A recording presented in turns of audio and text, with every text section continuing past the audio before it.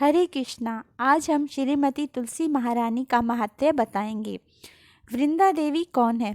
वृंदा देवी जो है वो राजा केदार की कन्या के रूप में प्रकट हुई और उन्होंने वन में तपस्या की, जिसके कारण स्वरूप उस स्थान का नाम वृंदावन पड़ा।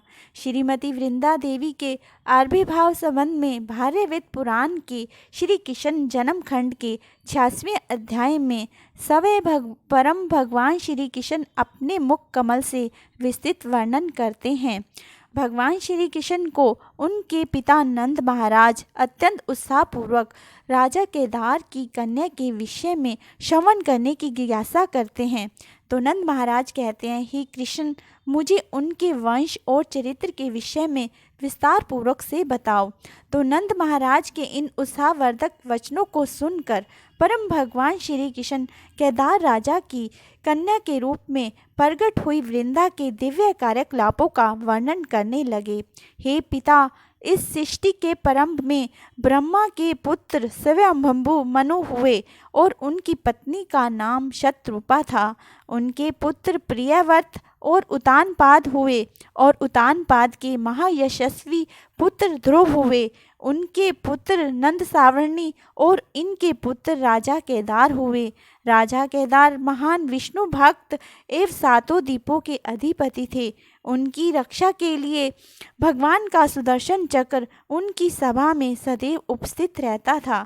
सवै वरुण देव केदार राजा को 9 लाख गायें, स्वर्ण, भूमि, अश्व, हाथी एवं मणि, हीरे, माणिक्य आदि प्रदान करते थे। केदार राजा प्रतिदिन इन सब मूल्यवान वस्तुओं का दान ब्राह्मणों और वैष्णवों में करते थे। वे सब इस अभिलाषा को पूर्ण करने वाले थे। प्रतिदिन प्रातः काल से लेकर संध्या काल तक ब्राह्मणों को भोजन एवं दान प्रदान करते थे।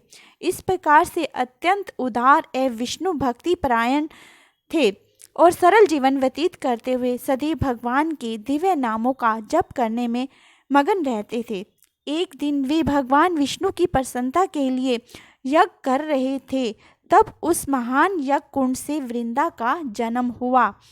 लक्ष्मी देवी की अंश स्वरूपा कमनियों में सर्वश्रेष्ठ कमल नयनी कन्या के रूप में उनके यज्ञ कुंड से प्रकट हुई। उस युवती के शरीर पर अग्नि द्वारा शुद्ध किया वस्त्र था और वह रत्न जड़ित आभूषणों से विभूषित थी।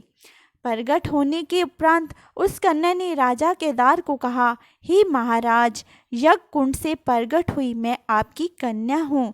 राजा ने उनकी अत्यंत आदर एवं सम्मान से पूजा की, उन्हें अपनी पत्नी को समर्पित कर दिया। तब से वह सुखपूर्ण वहाँ निवास करने लगी। कुछ दिनों के पश्चात वह कन्या हर्षपूर्वक अपने माता पिता की आज्ञा लेकर तपस्या करने के लिए यमुना के तट पर स्थित रमणीय पुण्य वन को चली गई। केदार राजा की इन्हीं कन्या का नाम वृंदा है। वह तपस्या का स्थान उनका तपोवन था, इसलिए उसे वृंदावन कहते हैं। वृंदा ने इस वन में लंबे समय तक तपस्या की और उनकी तपस्या से संतुष्ट होकर सवे ब्रह्मा उस स्थान में गए। तब वृंदा ने वरों में श्रेष्ठ कृष्ण को अपने पति के रूप में प्राप्त करने का वर मांगा। तब ब्रह्मा ने उन्हें वरदान दिया। हरे कृष्णा।